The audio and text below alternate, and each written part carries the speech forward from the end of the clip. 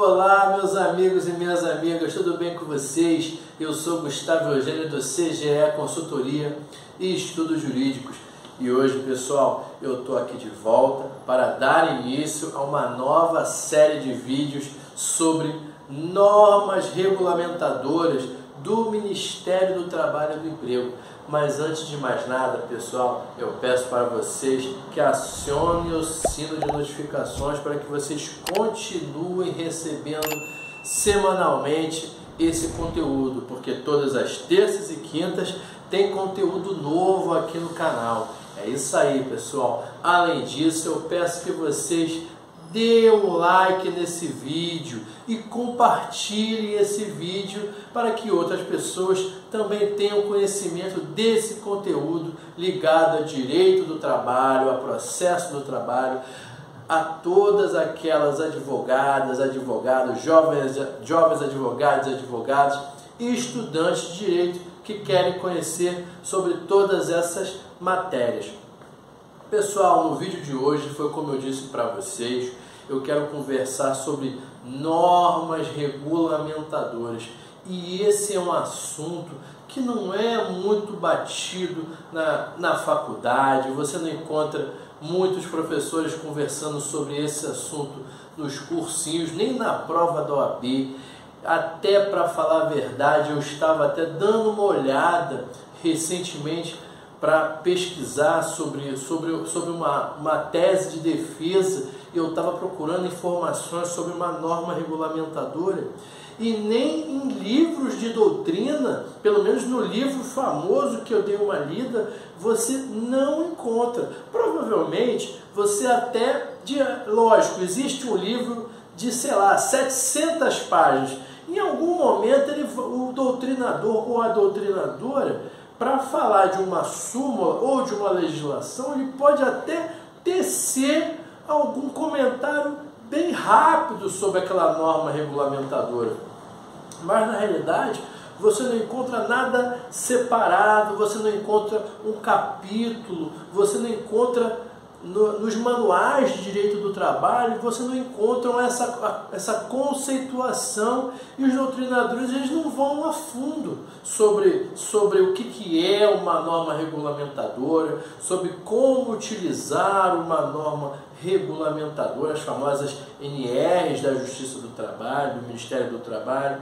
E acaba que é muito importante você conhecer, porque na prática, e é o que eu sempre tenho como objetivo aqui, eu até passo conceituação para vocês, mas de nada vale a teoria, de nada vale o conceito, se você não souber utilizar essa teoria e esse conceito na prática. E na prática trabalhista, as NRs elas são muito utilizadas. Mas antes de você conhecer as normas regulamentadoras, você precisa entender aonde as normas regulamentadoras elas se encontram no ordenamento jurídico. E é por isso que eu quis começar esse vídeo falando para vocês sobre a famosa pirâmide de Kelsen. Aquela pirâmide que tem muito professor de direito constitucional que fala lá na pirâmide de Kelsen, a Constituição da República está lá no topo da pirâmide de Kelsen. Já aviso logo para você, se você procurar os livros de Kelsen, você nunca vai encontrar ele falando nada de pirâmide. Mas é só uma interpretação dos leitores de Kelsen, quando vão estudar hierarquia das normas, que veio essa ideia da pirâmide. E por que não colocá-la aqui para ficar até de forma mais simples, mais didática para você entender? Você já deve saber com certeza, com base na hierarquia das normas, que no nosso ordenamento jurídico brasileiro, a Constituição da República ela está lá no topo da pirâmide. Essa é a grande verdade, essa é a parte mais fácil, a parte mais tranquila. Você sempre tem que saber que a Constituição da República do Brasil ela é a nossa lei maior. E todas as outras normas que entrarem no ordenamento jurídico, essas normas elas sempre têm que respeitar a Constituição da República. É esse o primeiro ponto. Na parte intermediária dessa pirâmide que eu coloquei aqui, da famosa pirâmide de Kelsen, abaixo da Constituição da República, nós vamos encontrar o que?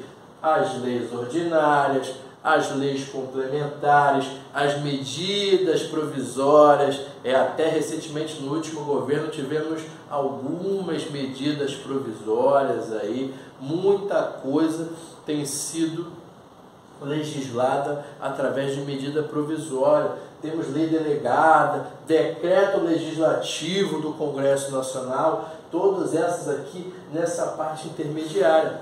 Por exemplo, estamos falando aqui de leis ordinárias. O próprio Código de Processo Civil, ele é uma lei ordinária.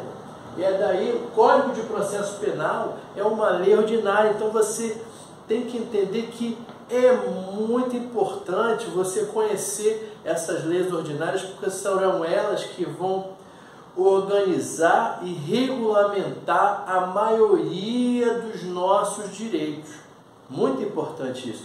Além disso, além dessa parte aqui, temos a base da pirâmide de Kelsen, que tem outros exemplos normativos. Aqui, ó, decretos do Poder Executivo. Temos também aqui algumas portarias ministeriais. Quando você vai lá no site do Ministério do Trabalho e do Emprego, quando você vai no Ministério da Educação, você vai encontrar ali algumas portarias que têm algumas regulamentações. Além disso, além dessas portarias, estamos aqui aonde nos interessa, nas normas regulamentadoras. Que essas normas regulamentadoras, foi como eu não expliquei aqui para vocês, mas as normas regulamentadoras, elas são normas infralegais. Eu deixei passar aqui, mas eu vou voltar. Aqui na parte intermediária da pirâmide, quando eu falei aqui do CPC, do CPP, nós temos aqui as leis, a infralegal, infraconstitucional, melhor dizendo. Perceba que aqui, se você der uma olhada rápida, você vai perceber que tem as normas constitucionais, as normas legais infraconstitucionais, fora da Constituição, e as normas infralegais, que é onde está aqui as normas regulamentadoras, que é onde nós vamos parar um pouquinho, algumas semanas, para estudar sobre essas normas regulamentadoras, porque foi como eu disse para vocês aqui, no dia a dia essas normas elas são muito utilizadas. E por que eu preferi colocar aqui essa pirâmide de Kelsen, mostrar para você toda a hierarquia? Porque seja no direito do trabalho, seja em outras áreas do direito, sempre temos essa dúvida. Qual a lei que se aplica? Qual a norma que se aplica? Qual é, por exemplo, a norma que merece maior relevância? Eu tive isso até saindo da parte de direito do trabalho. Eu tive algumas assembleias de condomínio, porque eu também atuo no direito imobiliário. E o que percebeu-se nessas assembleias de condomínio? Vou dar um exemplo para vocês. Teve uma Assembleia Geral Ordinária recente, que inclusive foi interrompida, que pela convenção do condomínio, só condôminos poderiam se eleger síndico. E leia-se, condômino, diferentemente do uso do dia a dia, condômino é proprietário, é dono. Inquilino não é condômino. Esse é o primeiro ponto. E tinha essa informação, essa determinação na convenção. Só que o Código Civil, ele lá no artigo 1347, se não me engano, ele fala o seguinte: qualquer pessoa pode ser síndico. E aí? O que a gente vai, qual é a norma que a gente vai optar e qual é a norma que a gente vai respeitar? Porque cá entre nós, o Código Civil, que eu até poderia ter colocado aqui como norma legal infraconstitucional, tem a sua força e é uma das normas mais poderosas do nosso ordenamento jurídico. Um grupo falava que essa pessoa poderia ser síndica com base no Código Civil e, por outro lado, eu, infelizmente, tive que seguir o entendimento de que, infelizmente, essa inquilina ela não poderia ser síndica, uma vez que havia determinação na convenção do condomínio. E quando há determinação na convenção do condomínio, você não vai verificar o que está determinado necessariamente no Código Civil, porque o Código Civil lá é uma lei geral. E perceba que aí, eu só coloquei esse exemplo porque gerou dúvida de entendimento. Segue, no caso lá, segue o Código Civil ou segue a convenção de condomínio? Porventura, poderíamos ter também essa dúvida aqui.